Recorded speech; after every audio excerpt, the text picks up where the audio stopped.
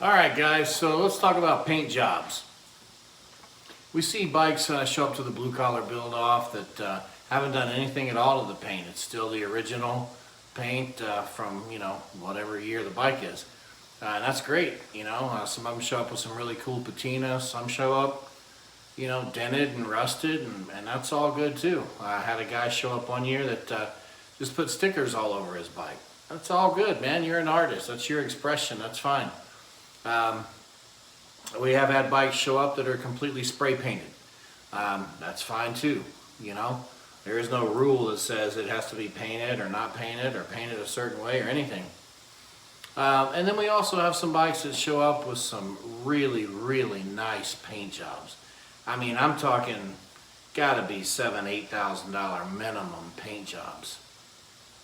So we're gonna address that, with a little bit of a change in the rules regarding paint jobs.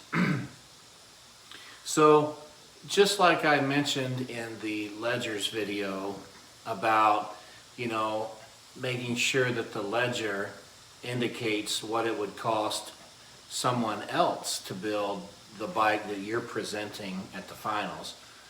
So, if you take a set of mirrors or foot pegs or whatever out of your bin, make sure you account for them, because again, the ledger is how much it would cost someone else to build that bike. Just because you had them sitting in the bin and they didn't cost you anything, if someone was to try to recreate that bike, then it would cost them. So along those same lines is paint jobs.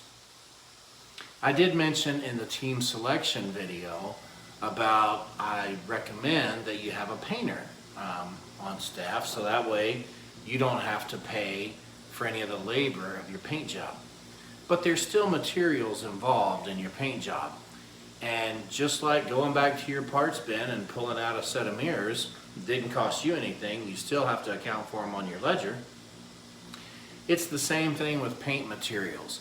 Just because you've got a bunch of extra leftover paint, because your painter, has been painting for 10 years and he's got all this leftover stuff, there still needs to be accountability for that on the ledger. So that being said, we are going to implement a charge for materials on painted bikes. So if you show up to the blue collar build off finals and your bike has been painted from the way it was in its original donor pick, your build budget needs to reflect a certain amount in materials. So we have painters on our staff and we have people that know what paint materials cost, and that needs to be reflected accurately. Again, we need to keep it all fair for everybody. So if you're looking at just a standard, basic black paint job, then you're going to be looking at $50 per panel that's painted on your bike. Per panel. So fender, $50. Rear fender, $50.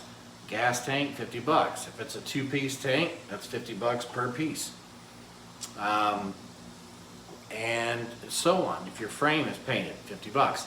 That's for a standard, just ordinary, regular paint job. Now, if you get into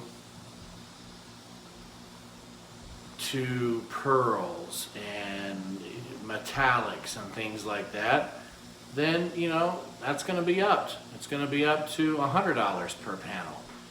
If you get into metal flakes and House of Colors candies and gold leaf and airbrush and all this other stuff, then you're going to be $150 per panel. So we're going to go in $50 increments based on the paint job that you present.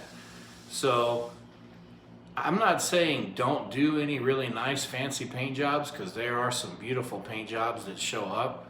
What I'm saying is, if you are going to do those, just make sure that you account for them accordingly on your ledger and you have the room in your build budget to do that. Because if you don't account for them properly, we are going to, and that's how we're going to do it.